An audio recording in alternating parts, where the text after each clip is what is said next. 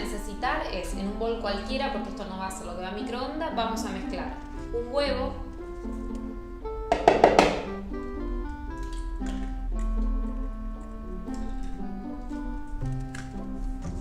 con 2 cucharadas y media, tamaño de sopa, de azúcar.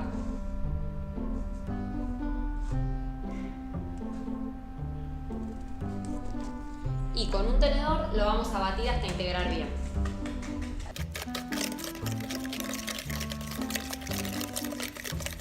Cuando está bien integrado le vamos a sumar una cucharadita de esencia de vainilla. Y volvemos a mezclar. A esto le vamos a agregar 3 cucharadas tamaño sopa de queso crema, el untable que usan en casa. Le vamos a poner 3 cucharadas bien gorditas.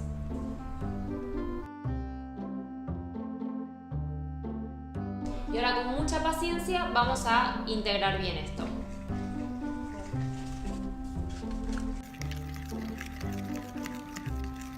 Y una vez que está bien integrado, lo vamos a pasar a un molde apto microondas que tenga la forma que ustedes quieran. Yo elegí un bowl que le va a dar una terminación redondita.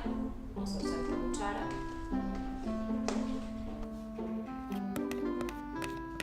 Y lo vamos a llevar 4 minutos a potencia máxima al microondas.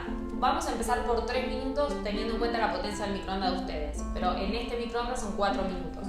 Y una vez que se cumple el tiempo, sacamos con cuidado porque hay vapor. Nos queda listo con esta consistencia bien durita. Si ustedes ven, se despega de los bordes, así que lo dejamos enfriar un ratito y ya lo podemos desmoldar. Bueno, ya tengo uno terminado, que después de estar frío lo desmoldamos y lo vamos a decorar con una mermelada o un dulce, puede ser de frutos rojos o de frutilla, para que quede bien presentadito. Esto le ponen la cantidad que ustedes quieran, un poquito más, y ya está listo para comer. Espero que lo hagan, lo prueben y después nos cuentan cómo les queda.